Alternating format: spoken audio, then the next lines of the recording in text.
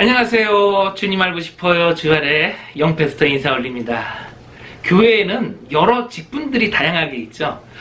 목사님만 분류해도 담임 목사, 부목사, 행정목사, 협동목사, 찬양목사, 교육목사, 신방목사, 설교목사, 그리고 은퇴목사까지 참 종류가 많습니다. 이 성도님도 여러 직분이 있어요. 장로님, 권사님, 집사님, 권찰, 사찰, 간사, 교사, 부장, 단순히 생각나는 대로만 말해도 이 정도가 이렇게 쉽게 나오네요. 그 중에 교회의 절반 이상을 차지하고 있는 직분이 바로 집사라는 이 직분인데요. 오늘은 이 집사에 대해서 함께 궁금증을 풀어보도록 하겠습니다. 오늘의 질문입니다. 함께 보시죠. 교회 출석한 지는 햇수로 2년 정도 되었지만 저는 아직 성경을 완독하지 못한 자매입니다.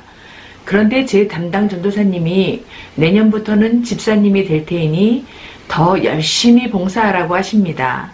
찬양이 좋아서 성가대에서 봉사를 하고 있기는 하지만 저처럼 아무것도 모르는 사람도 집사가 될 수 있나요? 부담스럽기도 하고 한편으로는 기쁘기도 하고 제 기분을 잘 모르겠습니다. 집사가 되면 교회에서 어떻게 생활을 해야 하는지요? 주님, 알고 싶어요. 네, 이 축하를 드려야 될지 아니면 안타깝다고 얘기를 해야 될지 저도 이 상황을 잘 모르니까 잘 모르겠습니다.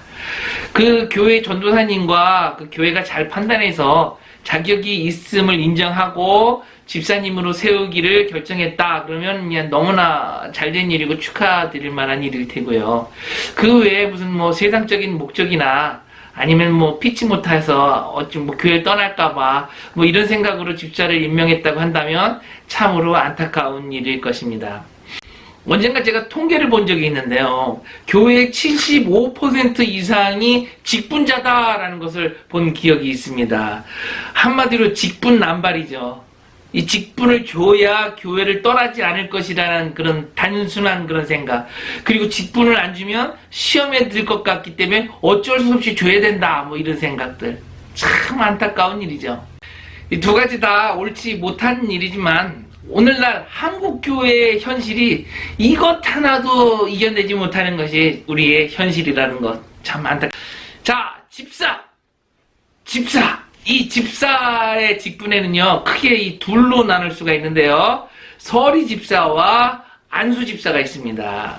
제가 도표를 올려놓을 테니까 일시 정지하시고 읽어보시면 아주 큰 도움이 될 겁니다. 지금 도표 보이시나요? 자, 한국에서는요, 집사님을 이 직분으로 생각하기보다는 직급으로 생각하시는 분들이 상당히 많이 계세요.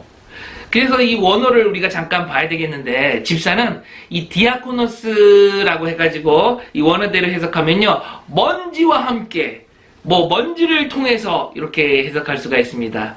그러니까 쉽게 말해서 먼지 터는 사람이다 이렇게 생각하면 되겠는데요. 고상하게 말하면 이 섬기는 사람, 관리하는 사람 이렇게 표현이 가능합니다.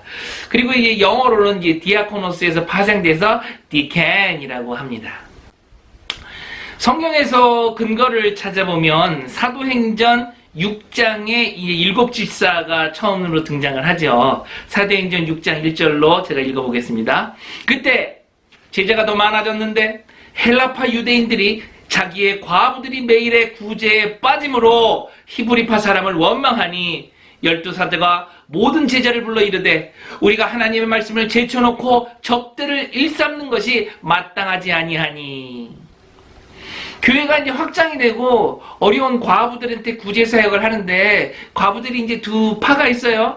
헬라파 과부가 있고요. 히브리파 과부가 있어요. 근데 그 구제 사역을 하는데 원활하게 잘 안 돼요. 어느 한쪽은 많이 받고 어느 한쪽은 적게 받고 어느 한쪽은 조금 이렇게 좋지 못한 물건을 받고 어떤 한쪽은 또 좋은 물건을 더 많이 가져가고 그러니까 시험에 드는 사람들이 막 생겨나고 항의하게 되죠. 교회가 시끄러워졌어요. 12사도들이 말씀 준비를 못할 정도가 되니까 모든 제자들을 이제 불러서 회의를 시작합니다. 3절입니다. 형제들아, 너희 가운데서 성령과 지혜가 충만하여 칭찬받는 사람 7을 택하라. 우리가 이 일을 그들에게 맡기고 우리는 오로지 기도하는 일과 말씀 사역에 힘쓰리라 하니, 여기 집사의 자격이 나오네요. 성령과 지혜가 충만하여 칭찬받는 사람. 그리고 그들의 역할은 뭐예요? 구제와 봉사인 것입니다. 그럼 목사님은 뭐 해야 하나요? 오로지 기도하는 일과 말씀 사역에 힘써야 하는 것입니다. 집사의 자격 그러면요, 디모데전서에 더 확실하게 나와 있습니다. 디모데전서 3장 8절로 11절인데요. 같이 읽어보겠습니다. 이와 같이 집사들도 정중하고 일부이언을 하지 아니하고 술에 임박히지 아니하고 더러운 일을 탐하지 아니하고. 첫 번째 뭐죠? 정중하고 예의 바라야 되죠. 두 번째 일부이언을 하지 않고 한 입으로 다른 말 하지 말란 얘기죠. 세 번째 술에 임박히지 아니하고 맨날 홀짝홀짝 하지 말란 얘기입니다. 네 번째 더러운 일을 탐하지 아니하고 더러운 이익, 부정한 돈을 탐내지 말고 라는 얘기죠. 사실 어찌 보면 당연한 말인데요. 오늘날 이 사회의 잣대에 비교한다면 상당히 도덕적으로 높은 품성을 요구하는 것입니다. 한 교회를 대표하는 집사님들도 이렇게 높은 도덕성을 요구하는데 나라를 대표하시는 분들 제발 정신 좀 차렸으면 좋겠습니다. 청소년들 보기에 너무너무 부끄러워요. 9절 갑니다. 깨끗한 양심에 믿음의 비밀을 가진 자라야 할지니. 집사의 조건은요, 도덕성뿐만이 아니라 영적인 확신 그리고 하나님과의 은밀한 교제 또한 있어야 하는 것입니다. 10절입니다. 이에 이 사람들을 먼저 시험하여 보고 그 후에 책망할 것이 없으면 집사의 직분을 맡게 할 것이요. 여기서 이 시험하여 본다라는 말을 가지고 이 안수 집사 되기 전에 서리 집사로 이렇게 시험을 한다 이렇게 해석하시는 분이 계시는데요. 그건 아니에요. 그거는 이제 이 서리 집사는 우리나라에만 있는 제도죠. 이 말씀 때문에 이 시험하여 본다 때문에 또 집사고시를 보는 또 교회도 있어요. 제가 이거 너무 심한 거 아닌가 해서 이제 기출 문제를 봤는데요. 오히려 집사님이 되려면 이 정도는 알아야 되겠구나 하고 오히려 제가 고개가 끄덕여지더라고요.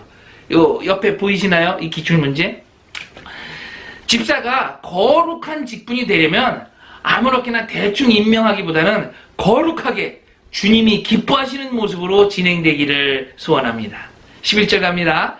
여자들도 이와 같이 정숙하고 모함하지 아니하며 절제하며 모든 일에 충성된 자라야 할지니라. 12절 집사들은 한 아내의 남편이 되어 자기와 자기 집을 잘 다스리는 자일지니. 이 12절에 나오는 집사는 한 아내의 남편이 되어 라는 이 말씀 때문에 이 여자 집사가 돼서는 안 된다, 여자는 집사를 주면 안 된다, 이건 다 남자에 대한 얘기다. 아니다. 11절을 봐라. 여자 집사에 대한 조건이 아니냐 하면서 이 신학적인 논쟁이 많이 있습니다.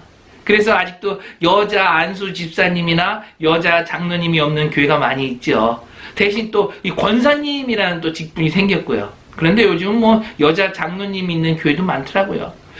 어쨌든 뭐 이런 건 그분들끼리 싸우게 내버려 두시고요. 집사의 마지막 조건이 뭐라고 써 있었죠?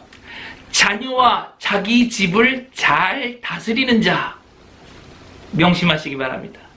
오늘날 악한 영들은 가정과 자녀들을 파괴하는데 온 힘을 다하고 있습니다. 교회에 충성된 집사님들은 교회, 가정, 자녀 어느 것 하나라도 소홀히 하셔서는 안 되는 것입니다. 할렐루야. 13절 갑니다. 집사의 직분을 잘한 자들은 아름다운 지위와 그리스도 예수 안에 있는 믿음의 큰 담력을 얻느니라. 집사의 직분을 잘한 자들은 무엇을 얻는다 그랬죠? 믿음의 큰 담력을 얻는다라고 말하고 있습니다. 집사님으로 교회에 충성했더니, 충성봉사했더니 아파트가 당첨됐습니다. 집사님으로 교회에 충성봉사했더니 아들이 좋은 대학을 갔고 장사가 잘 됐고 보험금이 막 들어오고, 이렇게 간증하시면 아니 되옵나이다. 이런 간증이 오히려 기독교를 이방신들과 같은 그런 하등 종교로 인식시키게 하는 것입니다. 그럼 이 믿음의 큰 담력을 얻는다라는 것은 도대체 무슨 뜻일까요? 초대교회의 7 집사님 중 한 분인 이 스데반 집사님을 보시기 바랍니다.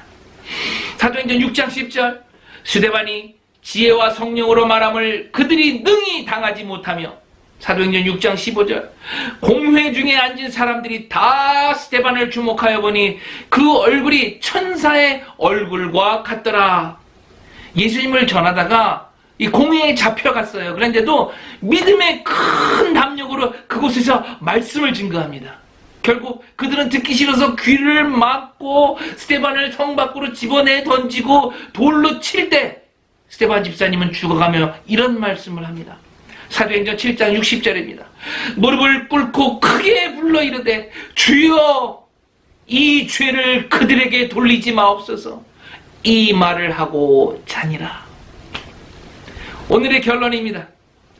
집사님이라는 직분은 이 나라를 운영하는 정치인들도 가지지 못하는 도덕성과 영성이 요구되는 직분이라는 거. 할렐루야!